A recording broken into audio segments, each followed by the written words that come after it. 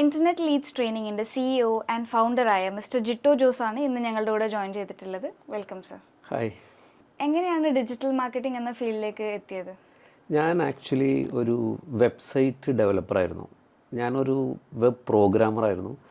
അപ്പോൾ ഞാനങ്ങനെ നമ്മുടെ കൊച്ചിയിൽ വെബ് ഡെവലപ്പറായിട്ട് വർക്ക് ചെയ്യുന്ന നേരത്ത് എൻ്റെ ഒരു ഫ്രണ്ട് വഴിയാണ് ഞാൻ ബോംബെയിൽ വെബ് ഡെവലപ്പറായിട്ട് പോണത്. അപ്പം അന്ന് പുള്ളി അവിടെ SEO ആണ് വർക്ക് ചെയ്യുന്നത്. ഇന്നത്തെ പോലെ ഡിജിറ്റൽ മാർക്കറ്റിംഗ് ഇല്ല അന്ന് SEO എന്ന് പറഞ്ഞ കോൺസെപ്റ്റാണ് ശരിക്കും. അപ്പം ഞാൻ രാത്രി എന്താണെന്ന് വെച്ച് കഴിഞ്ഞാൽ പുള്ളിയായിട്ട് ഇൻട്രാക്ട് ചെയ്തപ്പോൾ പുള്ളി പറഞ്ഞു ഞാനിങ്ങനെ SEO ഫീൽഡാണ്. അപ്പോൾ എനിക്ക് ഭയങ്കര ഒരു ക്യൂരിയസ് ഉണ്ടായിരുന്നു ഇതിനെക്കുറിച്ച് അറിയാൻ. അങ്ങനെ എൻ്റെ ഒരു ഫ്രണ്ട് വഴിയാണ് ശരിക്കും ഞാൻ ഈ ഡിജിറ്റൽ മാർക്കറ്റിങ്ങിലേക്ക് പോകുന്നത്. അന്ന് ഡിജിറ്റൽ മാർക്കറ്റിംഗ് ഇല്ല, ശരിക്കും അന്നത്തെ കോൺസെപ്റ്റ് എന്ന് പറയുന്നത് SEO ആണ്, സെർച്ച് എഞ്ചിൻ ഒപ്റ്റിമൈസേഷൻ ആണ്. അങ്ങനെയാണ് ഞാൻ ഈ ഫീൽഡിലേക്ക് പയ്യെ വന്നത്. അപ്പം സാറിന് ഇപ്പോൾ 20 വർഷത്തെ എക്സ്പീരിയൻസ് ഉണ്ട് ഈ ഒരു ഫീൽഡിൽ. എവിടെ നിന്നാണ് സ്റ്റാർട്ട് ചെയ്തത്, എന്താണ് പഠിച്ചത്?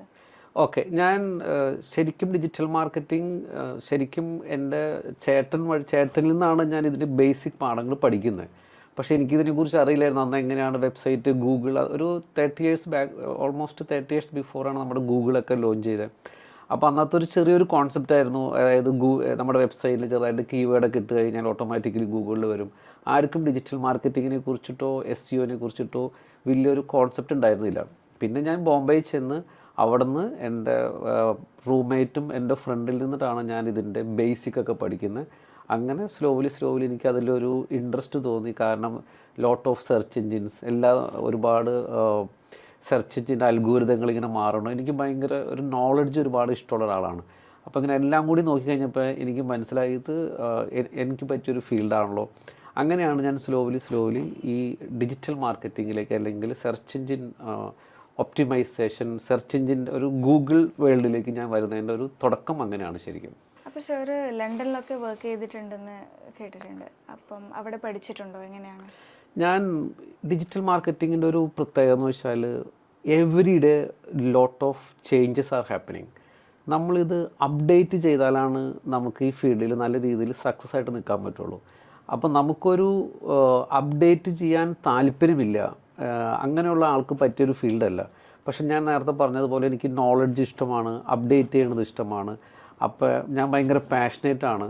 അങ്ങനെ ഞാൻ ഒന്നും കൂടി ഇപ്പോഴത്തെ ട്രെൻഡ് എന്താണെന്ന് അറിയാൻ വേണ്ടിയിട്ട് ഞാൻ എഫേർട്ട് എടുത്ത് ലണ്ടനിൽ full time MBA digital marketing പഠിച്ചതിനും ഇപ്പോഴത്തെ കുട്ടികളുടെ കൂടെ ഇരുന്ന് പഠിക്കാനും ഇപ്പോഴത്തെ ട്രെൻഡുകൾ അറിയാനും വേണ്ടിയിട്ട് അങ്ങനെയാണ് ഞാൻ ലണ്ടനിൽ പോയി MBA ഡിജിറ്റൽ മാർക്കറ്റിംഗ് പഠിച്ചതും.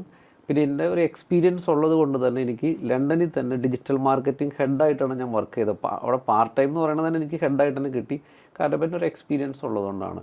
അപ്പോൾ അങ്ങനെയാണ് ഞാൻ ലണ്ടനിൽ ചെന്ന് പെട്ടതും അവിടെ ഡിജിറ്റൽ മാർക്കറ്റിംഗ് ഹെഡായിട്ടൊക്കെ വർക്ക് ചെയ്തതും. സാറിൻ്റെ ഇപ്പം 20 വർഷത്തെ എക്സ്പീരിയൻസ് ഉണ്ട്, ആ ജേർണി ഒന്ന് ബ്രീഫ് ചെയ്യാൻ പറ്റുമോ? അതൊരു വലിയൊരു ജേർണിയാണ്. ആക്ച്വലി ഞാൻ എൻ്റെ കരിയർ സ്റ്റാർട്ട് ചെയ്തത് വെബ്സൈറ്റ് ഡെവലപ്പറായിട്ടാണ്. അതായത് വെബ്സൈറ്റ് ഡെവലപ്മെൻറ്റ്, CMS സൈറ്റ്. ശരിക്കും ഞാനിതൊക്കെ പഠിക്കുന്നത് എൻ്റെ സ്വന്തം ബ്രദറിൽ നിന്നാണ്. ആക്ച്വലി പുള്ളിയാണ് എൻ്റെ മെൻറ്ററായിരുന്നത്. അങ്ങനെ എനിക്ക് എൻ്റെ ഒരു ഫ്രണ്ട് ബോംബെയിലുണ്ടായിരുന്നു. പുള്ളി വഴി എനിക്ക് ബോംബെയിലൊരു വെബ്സൈറ്റ് ഡെവലപ്പറായിട്ടൊരു ജോബ് കിട്ടി. എൻ്റെ ഫ്രണ്ട് പുള്ളി ഒരു ഡിജിറ്റൽ മാർക്കറ്ററായിരുന്നു. അന്ന് 20 ഇയേഴ്സ് ബാക്കിൽ ഡിജിറ്റൽ മാർക്കറ്റിംഗ് എന്ന് പറഞ്ഞൊരു കോൺസെപ്റ്റ് ഇല്ല ശരിക്കും. അന്നെന്ന് പറയുന്നത് SEO എക്സ്പെർട്ട് എന്നാണ്. അപ്പോൾ പുള്ളി വർക്ക് ചെയ്ത കമ്പനിയിൽ എന്നെ ഡെവലപ്പറായിട്ട് പുള്ളി എന്നെ റെഫർ ചെയ്ത് ഞാൻ അവിടെ പക്ക ഡെവലപ്പറായിരുന്നു. വെബ്സൈറ്റ് ഡെവലപ്പ് ചെയ്യുക, ASP, PHP അല്ലെങ്കിൽ ഡാറ്റാബേസ്, ഇതൊക്കെ വെച്ചിട്ട് ഞാൻ വെബ് ആപ്ലിക്കേഷൻസ് ഇതൊക്കെ നമ്മൾ ഡെവലപ്മെൻ്റ് ആയിരുന്നു. അങ്ങനെ ഞാൻ ചെയ്തുകൊണ്ടിരുന്നപ്പോൾ പുള്ളി എന്താ ചെയ്യണമെന്ന് മനസ്സിലാക്കാൻ എനിക്കൊരു ആഗ്രഹം ഉണ്ടായപ്പോൾ പുള്ളി പറഞ്ഞു ഇങ്ങനെ SEO ആണ്, ഗൂഗിളിൽ സെർച്ച് ചെയ്യുമ്പോൾ സൈറ്റ് ടോപ്പിൽ വരണം. അപ്പോൾ ഇത് കേട്ട് കഴിഞ്ഞപ്പോൾ എനിക്കും ഭയങ്കര എന്നെ എക്സൈറ്റ് ചെയ്യിപ്പിച്ചു. കുറേ സെർച്ച് എൻജിൻസ്, കുറേ കീവേഡ്സ് ടോപ്പിൽ വരുന്നു, ക്ലിക്കുകൾ കിട്ടുന്നു, ബിസിനസ് ലീഡ് ഇങ്ങനെയൊക്കെ കിട്ടും. അപ്പോൾ ഞാൻ ഒരു ഡെവലപ്പറായിരുന്നു. അപ്പോൾ എനിക്കൊരു ബിസിനസ് മൈൻഡ് സെറ്റോ ഒരു മാർക്കറ്റിംഗ് മൈൻഡ് സെറ്റോ ഒന്നും ഉണ്ടായിരുന്നില്ല. പക്ഷേ എവിടേക്കോ എനിക്കിത് എന്നെ കണക്ട് ചെയ്യുകയും എനിക്ക് ഓരോ ടേമുകളൊക്കെ ഇഷ്ടപ്പെടുകയും ചെയ്തു. അങ്ങനെ ഇഷ്ടപ്പെട്ട് ഞാൻ ആലോചിച്ചു വന്ന ഈ ഫീൽഡിലൊന്ന് ട്രൈ ചെയ്താലോന്ന്. പക്ഷെ അന്നത്തേക്ക് വളരെ ഫ്രാങ്ക്ലി പറഞ്ഞു കഴിഞ്ഞാൽ ബോംബെയിലൊന്നും അന്ന് ഒരു SEOക്കാരനില്ല. എവിടെയെങ്കിലും ഒരു വേക്കൻസി ഉണ്ടോ ചെന്ന് കഴിഞ്ഞ് ജോലി കിട്ടും. നിങ്ങൾ വിശ്വസിക്കില്ല, എനിക്ക് എൻ്റെ ഫസ്റ്റ് SEO ജോബ് കിട്ടിയത് എൻ്റെ ഫ്രണ്ടിന് SEO അറിയാവുന്നതുകൊണ്ടാണ് അവരെന്നെ എടുത്തത്. കാരണം എന്തെങ്കിലും ഒരു ആവശ്യമുണ്ടെങ്കിൽ അവർ ഇവൻ ഹെൽപ്പ് ചെയ്യുന്നു. അതുകൊണ്ട് അത്രയ്ക്ക് ഈ ആർക്കും അറിയില്ലായിരുന്നു ഈ ടോപ്പിക്ക്. അങ്ങനെ ഞാൻ പയ്യെ ഈ ഫീൽഡിലേക്ക് വന്നു. പക്ഷേ എന്നെ സെൽഫ് ലേൺ ആണ്. പിന്നെ എൻ്റെ ഫ്രണ്ട് എന്നെ ഡെഫിനറ്റ്ലി ഹെൽപ്പ് ചെയ്തു. അപ്പോൾ അങ്ങനെയാണ് ഞാൻ ഈ ഫീൽഡിലേക്ക് വന്നത്. പക്ഷേ എനിക്കുണ്ടായ ഒരു അഡ്വാൻറ്റേജ് എന്ന് പറഞ്ഞാൽ ഈ വെബ്സൈറ്റിനെ കുറിച്ചിട്ടുള്ള ഡെപ്ത് നോളജ് എനിക്കിതിനെക്കുറിച്ച് വളരെ ഡെപ്തിൽ മനസ്സിലാക്കാൻ പറ്റി. ഇപ്പോഴുള്ള ഒട്ടുമിക്കവർക്കും ടെക്നിക്കലി അല്ലെങ്കിൽ അറിയില്ല. പക്ഷേ എനിക്കിതിനെക്കുറിച്ച് നല്ല വെബ്സൈറ്റ് എന്താണ്, നല്ലൊരു ക്ലാരിറ്റി ഉണ്ട്. എങ്ങനെ വെബ്സൈറ്റ് ഡെവലപ്പ് ചെയ്യുക, അതിൻ്റെ ഒരു ടെക്നിക്കൽ സൈഡ് എനിക്ക് അറിയുന്നത് കൊണ്ട് ഇതിനെക്കുറിച്ച് വളരെ ഡെപ്തിൽ മനസ്സിലാക്കാൻ പറ്റി. അങ്ങനെയാണ് എനിക്ക് ജെറ്റർവേസ് എന്ന് പറഞ്ഞ ഒരു ബിഗ് ബ്രാൻഡിൽ ഡിജിറ്റൽ മാർക്കറ്റർ ആവാനുള്ള ഒരു ഓപ്പർച്യൂണിറ്റി കിട്ടിയത്. ജെറ്റർവേസ് എനിക്ക് തോന്നുന്നു ഒരു സമയത്ത് ഇന്ത്യയിലെ ബെസ്റ്റ് എയർലൈൻ ആയിരുന്നു. ജെറ്റർവേസ് ആയിരുന്നു ഒരു സമയത്ത് ഇന്ത്യയിലെ ലാർജസ്റ്റ് ഡിജിറ്റൽ സ്പെൻഡർ. അവരുടെ ഒരു വർഷത്തെ ബഡ്ജറ്റ് എന്ന് പറയുന്നത് 50 കോടിയാണ് ഡിജിറ്റലി സ്പെൻഡ് ചെയ്യണത്. അപ്പോൾ അവർ ആദ്യം മുംബൈയിലുള്ളൊരു വലിയൊരു ഏജൻസി ഉണ്ട്, പിൻസ്റ്റോം എന്ന് പറയും. ഈ ഏജൻസിക്കാണ് ഇവർ ഔട്ട്സോഴ്സ് ചെയ്തത്. അപ്പോൾ എൻ്റെ വെബ്സൈറ്റിലുള്ള നോളജും ഈ ഡിജിറ്റൽ മാർക്കറ്റിംഗ് അറിയുന്നത് കൊണ്ടാണ് എന്നെ അവർ ഇൻ ഹൗസ് എടുത്തുകൊണ്ടിരുന്നത്. അന്ന് അവർ ജെറ്റർവേസ് ആൾക്കാരെ ഫയർ ചെയ്യുന്ന സമയമാണ്. പക്ഷെ എന്നെ നല്ല ഹൈ സാലറിയിൽ അവർ എടുത്ത്, അങ്ങനെയാണ് എനിക്ക് ഇതിനെക്കുറിച്ച് ഒരുപാട് ഡെപ്തിൽ പഠിക്കാൻ പറ്റി. അപ്പം ഞങ്ങൾക്കൊക്കെ എന്തെങ്കിലും ഒരു ആവശ്യം വന്നു കഴിഞ്ഞാൽ ഗൂഗിളിൻ്റെ നാഷണൽ ഹെഡ് നമുക്ക് ജെറ്റർവേസിൽ വന്നിട്ട് ഞങ്ങൾക്ക് ട്രെയിനിങ് തരായിരുന്നു. എനിക്കാണ് ട്രെയിനിങ് തന്നുകൊണ്ടിരുന്നത്. അങ്ങനെയാണ് എനിക്ക് ഗൂഗിൾ ആഡ്സിൻ്റെ ഒരു ഡെപ്ത് എന്താണെന്നുള്ളതും, അല്ലെങ്കിൽ ഡിജിറ്റൽ മാർക്കറ്റിങ്ങിൻ്റെ ഡെപ്ത് എന്താണെന്നുള്ളതും, എന്താണ് ഒരു ബ്രാൻഡിൻ്റെ പവർ എന്താണെന്നുള്ളതും, അല്ലെങ്കിൽ അങ്ങനെയൊക്കെയുള്ള ഒരുപാട് നോളജ് എനിക്ക് മനസ്സിലാക്കാനും ഇതിനെക്കുറിച്ച് ഒരുപാട് ഡെപ്തിൽ ചെയ്യാനുള്ളൊരു ഭാഗ്യം കിട്ടിയതാണ്.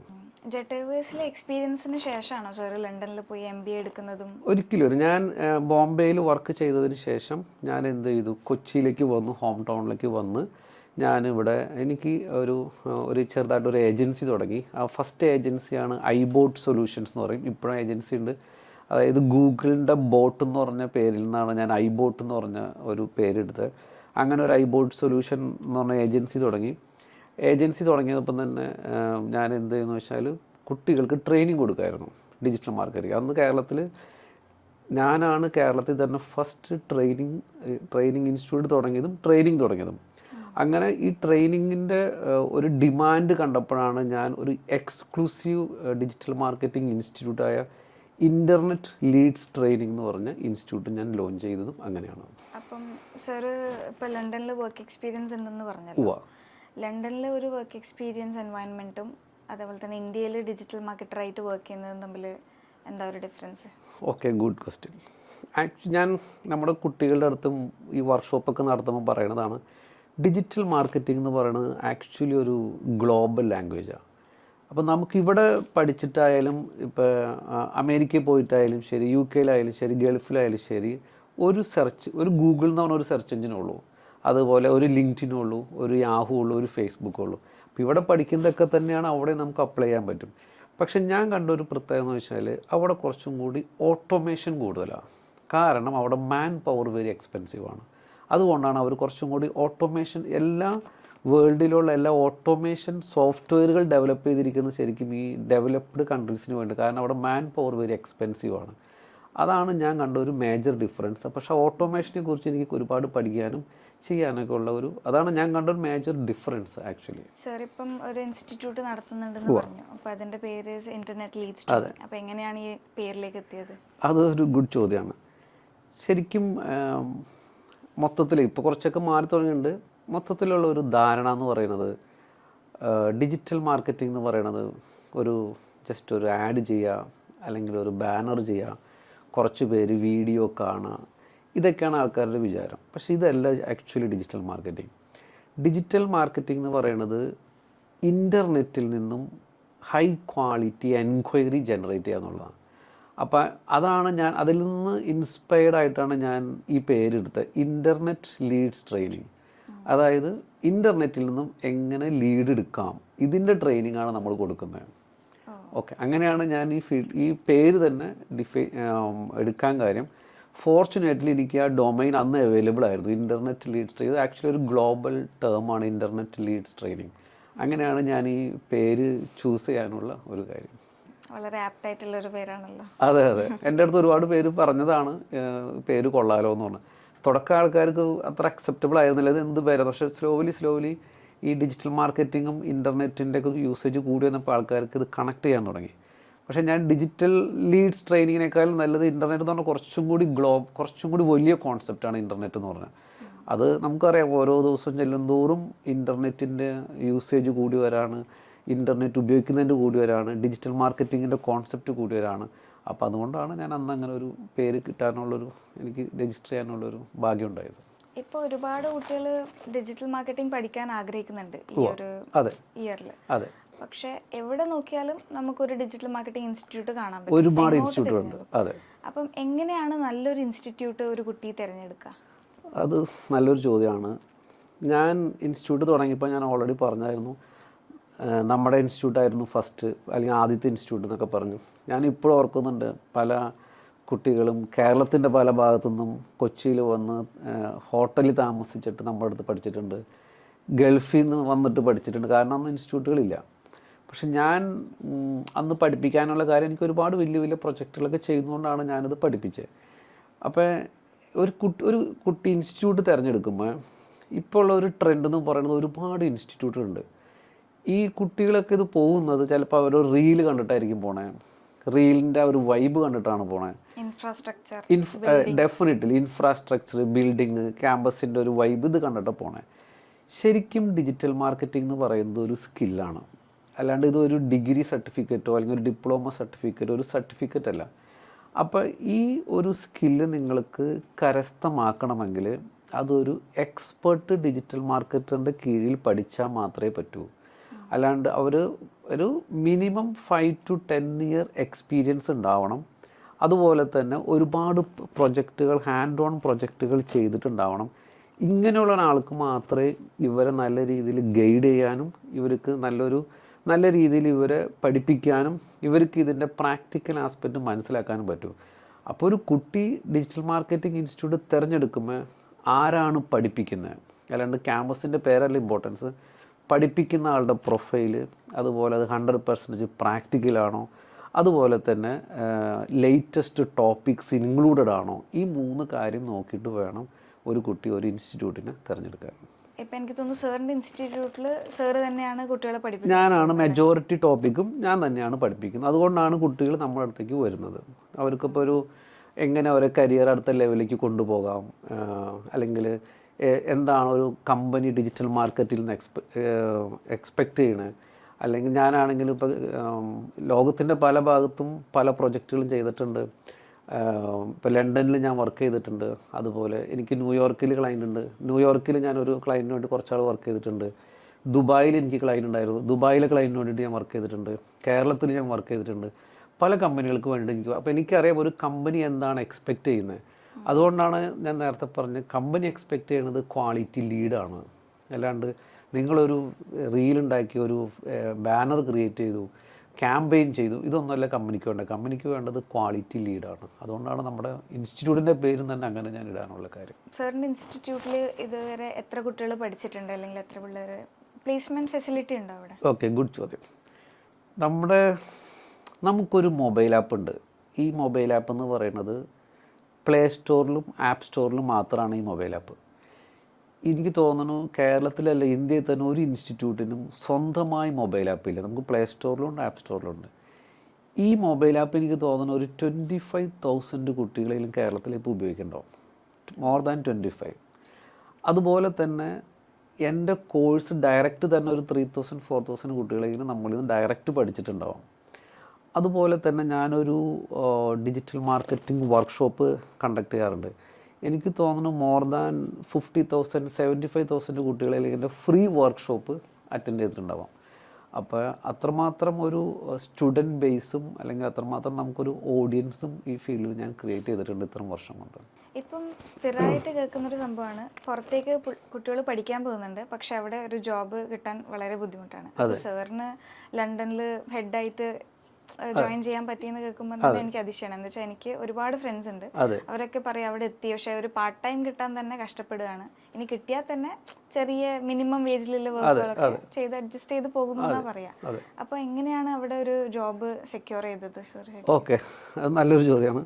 അതായത് നമുക്കിപ്പോൾ ഒരു ട്രെൻഡാണ്, ഒരുപാട് കുട്ടികൾ പുറത്തേക്ക് പോകുന്നുണ്ട് പഠിക്കാൻ. ശരിക്കും ഇപ്പം ഞാൻ ലണ്ടനിൽ ഡിജിറ്റൽ മാർക്കറ്റിംഗ് ഹെഡായിട്ട് വർക്ക് ചെയ്തതാണ്. ഞാൻ ഇതിന് മുന്നേ പറഞ്ഞ പോലെ ഇതൊരു ഗ്ലോബൽ ലാംഗ്വേജാണ്. ശരിക്കും ഇവിടുന്ന് കുട്ടികൾ പോകുന്നതിന് മുന്നേ ഇവിടുന്ന് തന്നെ ഒരു പ്രാക്ടിക്കൽ ഡിജിറ്റൽ മാർക്കറ്റിംഗ് പഠിക്കുകയാണ്. പഠിച്ച് കുഞ്ഞു വർക്കുകൾ ഇവിടുന്ന് തന്നെ ചെയ്ത് ഒരു ചെറിയ എക്സ്പെർട്ടായിട്ട് പോയി കഴിഞ്ഞാൽ അവിടെ ചെന്ന് കഴിഞ്ഞാൽ ഈ മേഖലയിൽ ഒരുപാട് ജോബ് ഓപ്പർച്യൂണിറ്റി ഉള്ളതാണ്. അവിടെ നമുക്ക് വേണമെങ്കിൽ ഫ്രീലാൻസായിട്ട് ചെയ്യാം. അപ്പോൾ ഫ്രീലാൻസായിട്ടൊക്കെ ചെയ്യാമെന്ന് പറഞ്ഞു കഴിഞ്ഞാൽ പ്രത്യേകിച്ച് ഒരു ടൈം കൺസ്ട്രെയിൻസ് ഇല്ല. ഇപ്പോൾ എസ്പെഷ്യലി കാനഡ, UK പോയി ഇതൊരു ഭയങ്കര തണുപ്പുള്ള രാജ്യങ്ങളാണ്. നമുക്ക് നമ്മുടെ റൂമിൽ ഇരുന്നിട്ടൊക്കെ ഈ ഫ്രീലാൻസ് വർക്ക് ചെയ്യാൻ പറ്റും.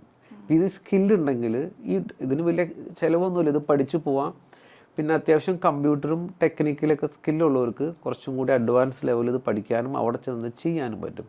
അപ്പം അങ്ങനെ പോകുന്നവർ ഇത് പഠിച്ചിട്ട് പോയാൽ അവിടെ ചെന്നിട്ട് വേണമെങ്കിൽ പാർട്ട് ടൈം ജോബ് കിട്ടാനുള്ള ചാൻസ് ഭയങ്കര ഹൈ ആണ്. അപ്പം പുറത്തേക്ക് പോകുന്ന കുട്ടികൾ ഇവിടുന്ന് പഠിച്ചിട്ട് വേണം പോകാൻ. ഡെഫിനറ്റ്ലി പുറത്തോട്ട് പോകുന്നവർ ഡിജിറ്റൽ മാർക്കറ്റിംഗ് പഠിച്ചിട്ടോ പ്രാക്ടിക്കൽ പഠിച്ചിട്ട് പോകാം. കാരണം നമ്മൾ നേരത്തെ ഞാൻ പറഞ്ഞതുപോലെ ഏതെങ്കിലും ഒരു ക്യാമ്പസിൻ്റെ ഇൻഫ്രാസ്ട്രക്ചറിന് പഠിച്ചിട്ട് കാര്യമില്ല. നല്ലൊരു എക്സ്പേർട്ടിൽ നിന്ന് പ്രാക്ടിക്കൽ പഠിക്കുക. അപ്പോൾ നിങ്ങൾക്ക് ഒരു പ്രൊജക്റ്റ് കിട്ടി എങ്ങനെ ചെയ്യണമെന്ന് അറിയാൻ പറ്റും, പ്രൊജക്റ്റിൻ്റെ എങ്ങനെയാണ് അവർ ഡെലിവർ ചെയ്യണമെന്ന് അറിയാൻ പറ്റും, എന്താണ് ക്ലയൻറ്റ് എക്സ്പെക്റ്റ് ചെയ്യണമെന്ന് അറിയാൻ പറ്റും. അതുകൊണ്ടാണ് ഇതൊക്കെ ഒരു എക്സ്പെർട്ടിന് മാത്രമാണ് നിങ്ങൾ നല്ല രീതിയിൽ ഗൈഡ് ചെയ്യാൻ പറ്റുള്ളൂ.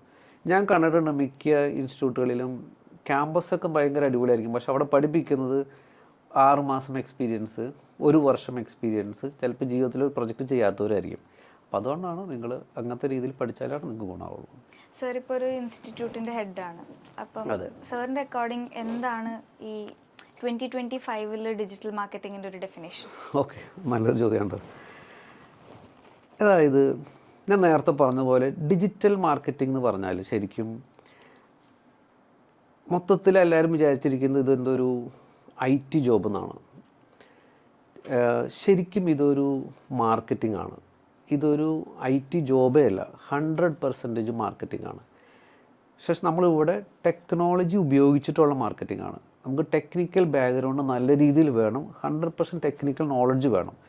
അപ്പം ഞാൻ ഡിജിറ്റൽ മാർക്കറ്റിങ്ങിന് 2025 ഡിഫൈൻ ചെയ്യാന്ന് പറഞ്ഞു കഴിഞ്ഞാൽ, നിങ്ങൾക്കൊരു ഡിജിറ്റൽ മാർക്കറ്റർ ആവണമെങ്കിൽ, അല്ലെങ്കിൽ ഒരു ഡിജിറ്റൽ മാർക്കറ്റിംഗ് എന്ന് പറഞ്ഞാൽ ഇൻ്റർനെറ്റ് വഴി നിങ്ങൾക്ക് ഹൈ ക്വാളിറ്റി ഡാറ്റ എടുക്കാൻ പഠിക്കണം.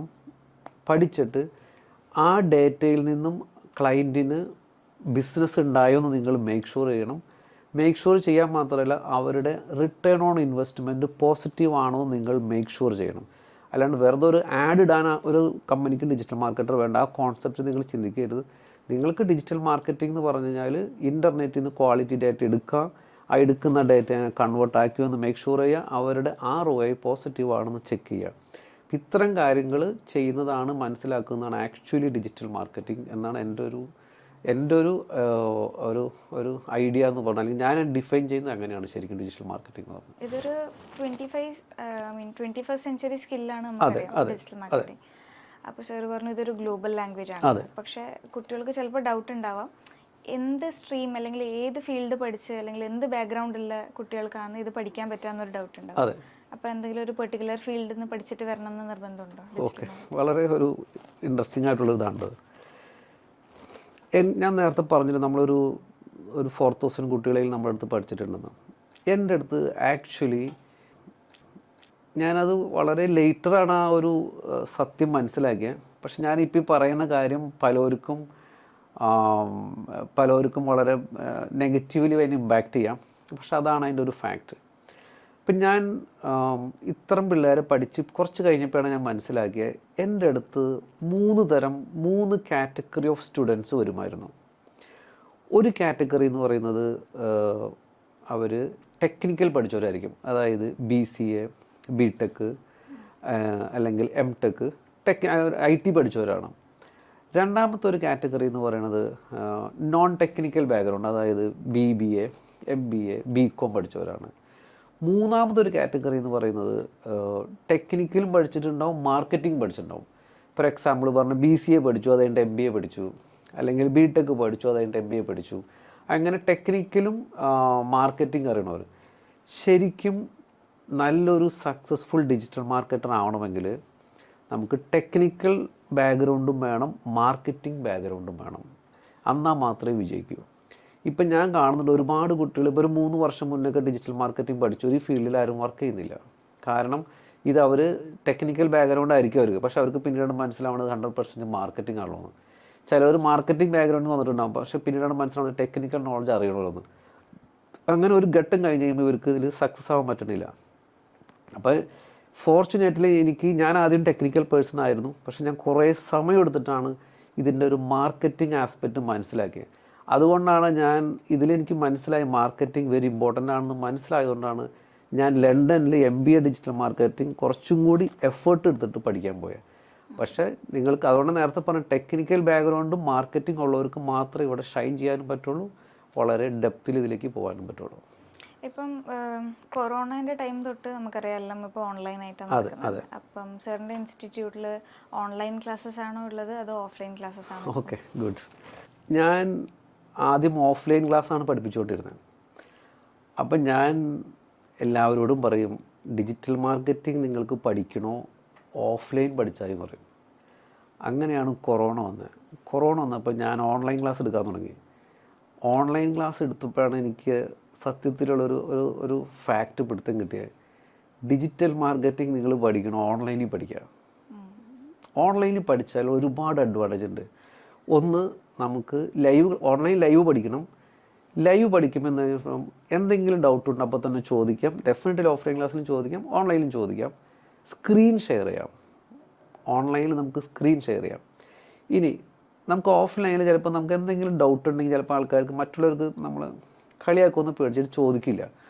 ഓൺലൈൻ ക്ലാസ്സിൽ പിള്ളേർ എന്തെങ്കിലും വെച്ചാൽ വീഡിയോ ഓഫ് ചെയ്തിട്ട് എന്തും ചോദിക്കാം, ഇവരെ നമ്മളെ കാണുന്നില്ല. ഇനി വേറൊരു അഡ്വാൻറ്റേജ് എന്ന് വെച്ച് കഴിഞ്ഞാൽ നമുക്ക് റെക്കോർഡർ ക്ലാസ് കിട്ടണം, വീണ്ടും വീണ്ടും വീണ്ടും കേൾക്കാം. ഇനി ഈ ഡിജിറ്റൽ മാർക്കറ്റിംഗ് എന്ന് പറയുന്നത് ഓൺലൈനിൽ അപ്ലൈ ചെയ്യേണ്ട ഒരു ടൂളാണ്. അപ്പോൾ ഓൺലൈനിൽ അപ്ലൈ ചെയ്യേണ്ട ടൂൾ നമ്മൾ ഓൺലൈനിൽ തന്നെ പഠിക്കുമ്പോൾ തന്നെ ഒരുപാട് സമയം നമ്മൾ ഓൺലൈനിൽ ഇൻവെസ്റ്റ് ചെയ്യണു, ഓൺലൈൻ ടൂളായിട്ട് ഫെമിലിയർ ആവണം. കാരണം നമ്മൾ ഓൺലൈനിൽ ജോലി ചെയ്യേണ്ട കാര്യമാണ്. അപ്പോൾ എല്ലാം കൊണ്ടും ഒരു 10 അഡ്വാൻറ്റേജ് ഓൺലൈൻ ഉണ്ടെങ്കിൽ ഓഫ്ലൈനിൽ ആകെയുള്ളൊരു അഡ്വാൻറ്റേജ് എന്ന് പറയുന്നത് ഞാൻ കണ്ടത് നമുക്ക് പിള്ളേരൊക്കെ ആയിട്ട് ഒരു നെറ്റ്വർക്കിംഗ് ഉണ്ടാക്കാം. ഇതാണ് ഓഫ്ലൈനിൽ കണ്ട ആകെയുള്ളൊരു അഡ്വാൻറ്റേജ്. ബാക്കി എല്ലാം ഓൺലൈനിൽ തന്നെയാണ് നമുക്ക് നല്ലത്. റെക്കോർഡ് ക്ലാസ് കിട്ടും, വീണ്ടും വീണ്ടും നമുക്ക് കേൾക്കാം, ഡൗട്ടുകൾ ചോദിക്കാം, എല്ലാം കൊണ്ടും ഓൺലൈനാണ്. പിന്നെ നമ്മുടെ ഏറ്റവും വലിയൊരു അഡ്വാൻറ്റേജ് വെച്ചാൽ നമുക്ക് നമ്മുടെ റൂമിൽ കംഫർട്ട് സോണിൽ നിന്ന് അറ്റൻഡ് ചെയ്യാം. നമുക്ക് ട്രാവൽ ചെയ്യണ്ട, നമുക്ക് ഒരുപാട് പൈസ സേവ് ചെയ്യാം. നമുക്ക് വേണമെങ്കിൽ ഇപ്പോൾ രാത്രി ക്ലാസ് ആണെങ്കിൽ പകലൊക്കെ വേറെ എന്തെങ്കിലും ജോലി ചെയ്യാം. എല്ലാം കൊണ്ടും പക്ഷേ നിങ്ങൾ ഒരു മടി വരാതിരിക്കാണ്ടിരുന്നാൽ നിങ്ങൾക്ക് ഓൺലൈനിലൂടെ പഠിക്കുന്നതാണ് ഏറ്റവും നല്ലതെന്ന് ഞാൻ പറയുള്ളൂ ഡിജിറ്റൽ മാർക്കറ്റിംഗ്. പഠിക്കുന്നൊരു കുട്ടിയാണെങ്കിൽ അതെ, പഠിക്കാൻ താല്പര്യമുള്ളവരാണെങ്കിൽ ഓൺലൈനിൽ പഠിക്കാം. എൻ്റെ ഇൻസ്റ്റിറ്റ്യൂട്ടിൻ്റെ 50 മീറ്റർ ദൂരമുള്ള കുട്ടികൾ വരെ അവർ ഓൺലൈൻ എടുക്കാറുണ്ട്.